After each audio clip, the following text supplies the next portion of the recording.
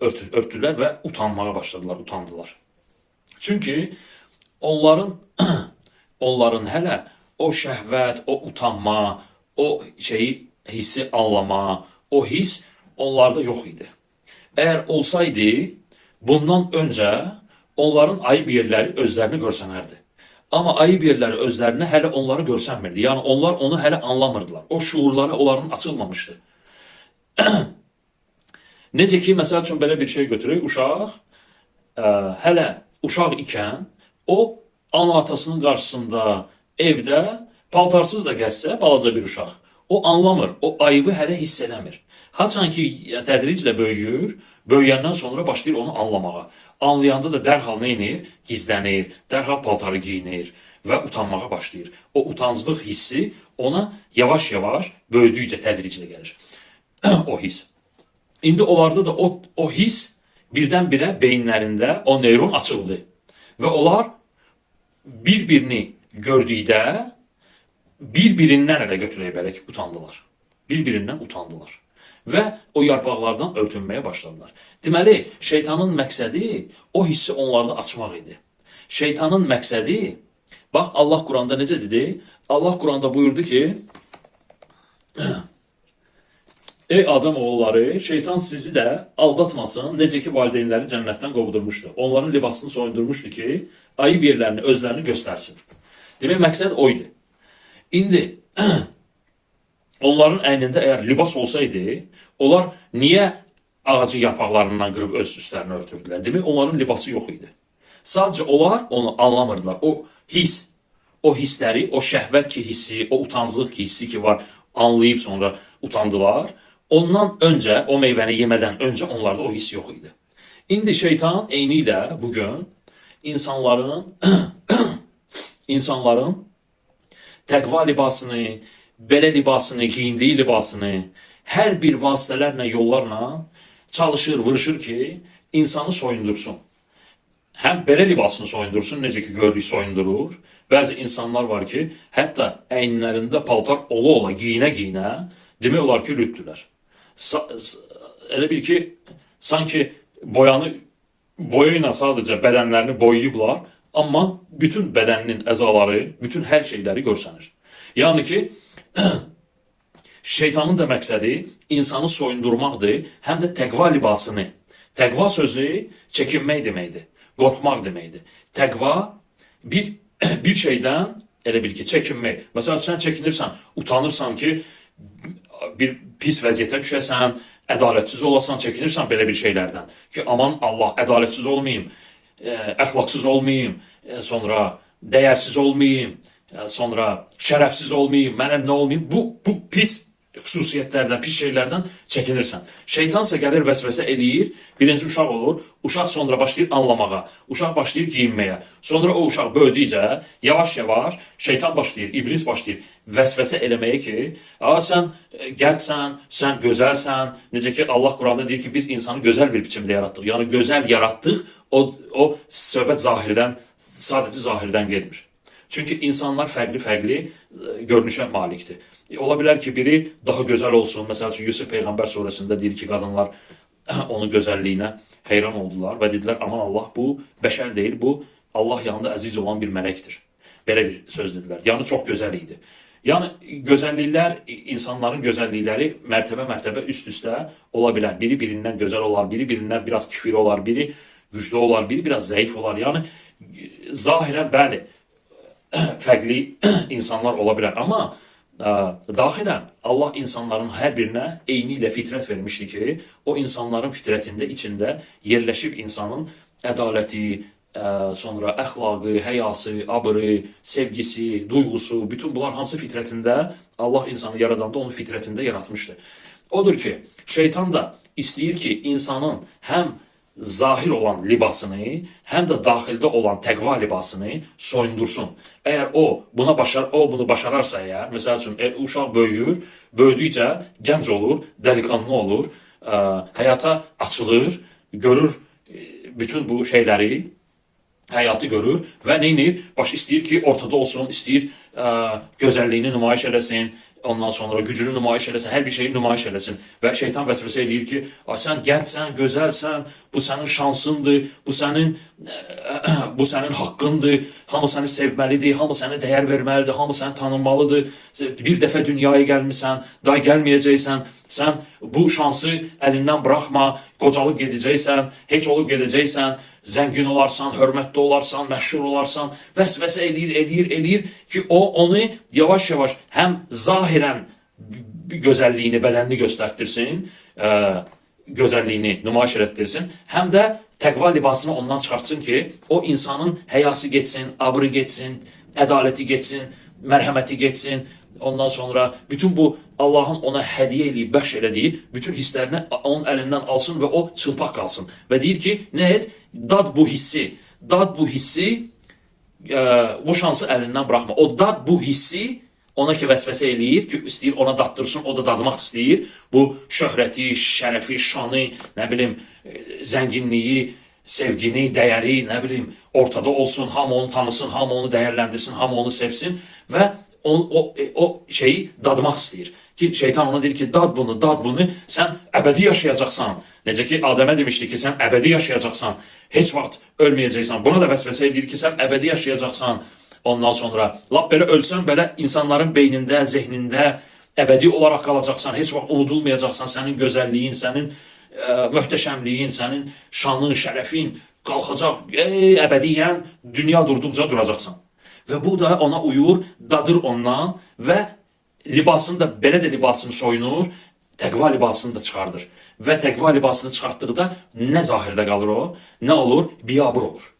Bu dəfə biyabır olur, sonra da o biyabır olanda başlayır cürbəcür bəhanələrlə onu örtməyə, bəhanələr gətirməyə. Necə ki, onlar yarpaqlardan dəlib öz üstlərini örtürdülər. Təsəvvür eləyin ki, bir adam içki içir, vəsvəsə eləyir onu ki, iç. O da onu götürür, 1 rumka, 2 rumka, 5 rumka, axır ki, içir onu. Sonra içəndən sonra neynir? İtirir ədalət hissini, itirir həya hissini, itirir utancaqlıq hissini və s. çox hissini itirir.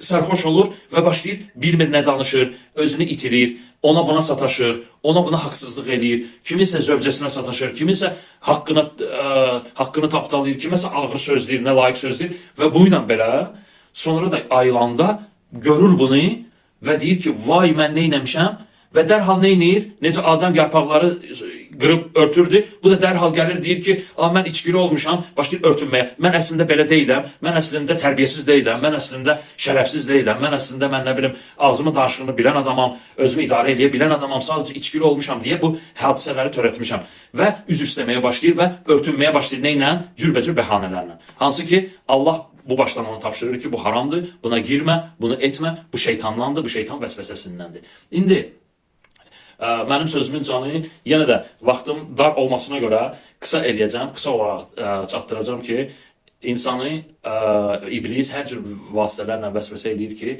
insanın həyasını, abırını, insanlar deyir ki, nə var deyə, adam bir dənə o meyvədən yeməsəydi, indi bir belə şey olmazdı, götürdü, yedi o meyvədən, biz gəldik hamımız bura. Yoxsa ki, biz hamımız orada olacaqdıq, məndən belə olacaqdıq, elə olacaqdıq, belə bir şeylər deyir. Hansı ki, özü Allah ona cürbəcür neymətlər verir, cürbəcür içkilər verir, cürbəcür şərabı da var, halal şərabları, ondan sonra südü, qaymağı, neyməti, əti, cürbəcür şeylər ola, yenə gedir Allahın adı ilə kəsilməyən heyvanlardan yiyir, o domuz ətini yiyir, haram yiyir, içki içir, ondan sonra cürbəcür şeylər, Allahın haram buyurduğu şeyləri eləyir, minlərcə şeyləri eləyir, amma Adəmin bir günahını dərhal deyir ki, bir dənə hər şeyim vardı, onun nə üçün yedin, yəni o meyvəyə yaxınlaşmasaydın nə olardı? Mən olsaydım yaxınlaşmazdım, mən olsaydım uymazdım. Sən olmusan indi bu dünyada cürbəcür neymətlər, cürbəcür hər bir şey ola, gedirsən, min cür quş əti var, min cür balıq var, min cür qoyun əti var, nə bilim, mal əti var və cürbəcür neymətlər ola, gedirsən yenə donuz ətini yeyirsən, gedirsən sal yeyirsən, gedirsən mən nə bilim, haram olunan şeyləri yeyirsən, amma Adəmi qınaq obyektinə çevirmirsən. Odur ki, Allah bizim təqva libasımızı inşallah qorusun, o bizə düşür qorumaq, amma Allahın izni ilə təbii ki, odur ki, Allah bizə tapşırır ki, şeytan valideynlərimizi soyundurub, sizi qovdurduğu kimi sizi də soyundurub, sizi də şey eləməsin, yəni azdırmasın. İndi çalışaq ki, əgər biz təqva libasımızı itirsək, o zaman biz Allahın rəhmətini də itirərik, hikmətini də itirərik, biz Allahın şəfaət sifətini də itirərik axirətdə. Bütün bu sifətlərin hamısından biz məhrum olarıq və sonunda ziyana, sonunda hüsrana uğrayanlardan özümüz olacağıq. Odur ki, mən birinci özümü və sonra da sizi Allahın izni ilə Allahın kitabına dəvət edirəm. İblisdən, şeytandan uzaq olmağa dəvət edirəm və bilin ki, şeytan birdən-birə hücum verib sizi yoldan çıxarmır. Hissə-hissə, yavaş-yavaş, etap-etap, yavaş-yavaş gəlib vəsvəsə edib öz niyyətinə çatıncaya qədər, ta ki çatmasa o sizdən əl çəkən deyil. Odur ki, mütləq bunu bilin ki, hər bir xırda da detal olsa, hələ zənn eləməyin ki, bu kiçik bir günahdır, bu kiçik bir şeydir, bu ilə bir şey olmaz, bu böyük günah deyil ki, bu kiçik bir şeydir, xətadır, bunun adı xətadır, belə deyib keçməyin. Çünki ən kiçik bir, balaca bir şey, böyük bir şeyi, böyük bir günaha gətirib çıxarlar. Odur ki, elə bir şeydən uzaq olmaq lazımdır ki, elə bir günahdan uzaq olmaq lazımdır ki, o kiçik belə olsa, o səni dartıb böyük bir günahın içinə sövq edib salmasın. Allah Quranda deyir, necə ki deyir ki, zinaya yaxınlaşmayın, həmçinin də deyir ki, Adəmlə həmin sözü işlədir ki, yaxınlaşmayın o ağaca. Çünki yaxınlaşdıqca bir də görəcəksən ki, artıq onun içindəsən. Odur ki, sən gərək Allahın yaxınlaşma dediyi şeyə yaxınlaşmayasın. Sən uşağa demirsən, gedib əlini peçə salma, alova salma. Deyirsən ki, peçə yaxınlaşma. Çünki əlini vurandan sonra artıq əli yanandan sonra gec olacaq. Odur ki, insan gərək Allahın kitabında nə bizə Allah öyüd verirsə, nəsiyyət verirsə, o nəsiyyətlərə biz şərtsiz olaraq inam gətirək, Allahın kitabını oxuyaq, ona əməl edək, təqva libasımızı itirməyək. Bir çox qadınlar var ki, məsəl üçün, təqva libaslarından öncə soyunurlar birinci, belə libaslarını soyunurlar. Və xəbərləri yoxdur ki, onlar bir günün içində, məsəl üçün bir qadın səhər çıxır, axşama qədər, səhər gedir, minir marşruta deyim, hansısa bir yolla deyim, gedir işə, oradan qayıdır evə. O evdən işə gedənə qədər neçə yüz, neçə min adamla üzbəüz rastlaşır. Hansı ki, Allah Quranda deyir ki, və zinətli göstərdinizsə, zinətləndi sizə, sair başlayır saymağa. Qadınlar, evlatlar, mal, var, dövlət, bütün bu şeyləri ki sayanda birinci yerdə qadınlar deyir. Çünki qadınlar kişilər üçün ən böyük zinət, yer kürrəsində müqayisə olunmayacaq dərəcədə ən böyük zinət kişi üçün qadındır. İndi siz təsəvvür edin ki, qadın evdən çıxıb gedəndə işə, yaxud harasa gedəndə, deyək ki, işə gedir. O hər gün bu yolu gedir, gəlir. Hər gün bu yola gedib gələndə yüzlərcə onu kişilər görür. Kimisi onu xəyalında, kimisi onu yuxusunda, kimisi onu fikrində, kimisi onu düşüncəsində, onu xəyalında düşünürsə, onu elə bir ki, beyninə, qəlbinə, qanına girirsə həmin qadın, o zaman o, görün nə qədər insanların, nə qədər şeytana yardım eləyib, nə qədər insanları yoldan çıxardır. Və bunu vurun bir ayda, hər gün bir get, bir gəl. Hər gedib gələndə də fərqli insanlara rast gəlir. O fərqli insanlara rast gələndə, gör o, bunu da vursaq ilə, hər gün, hər ay, hər il, o neçə minlərcə kişilərin şəhvətinə, fikrinə, zehninə, qəlbinə, yuxusuna girib, yoldan çıxardır. Günaha səbəb olur. Və bunun da nəticəsi axirətdə böyük olacaq. Allah deyir ki, bu heç bir şey şübhə olmayan və Allahdan doğru yol göstərən bir kitabdır. Sayır ki, o kəslər ki, qeybə inanır, namaz qılır və onlara verdiyimiz ruzdan sərf edib paylayırlar və o kəslər ki, sənə endirilənə, yəni Qurana və səndən öncə endirilənlərə inam gətirir və axirətə də şəksiz inanırlar. Sənə endirilənə və səndən öncə hansılardır? İncil, Tövrat, Zabur. Orada yazılıb ki, o İncildəki, kim bir qadını beynində şəhvət keçirdib, onunla beynində, xəyalında zina edərsə, o axirətdə zina etmiş kimi hesaba alınacaq, hesab çəkiləcək, onunla həmin o qadın da, həmin o da. Əgər qadın ona səbəb veribsə, səbəbkar olubsa. Hətta beynində belə olsa, olmuş kimi hesaba alınacaq. Odur ki, diqqətli olun, Allah bizim təqva libasımızı, bizdən təqva libasımızı qorusun inşallah və bizə inşallah hidayət eləsin ki, qüvvəli olaq ki, şeytanın vəsvəsələrinə uymayaq və bizi də valideynlərimizi soyundurduqları kimi, o şeytan, iblis, bizi də məhrum eləməsin Allahın rəhmətindən, təqvasından, mərhəmətindən.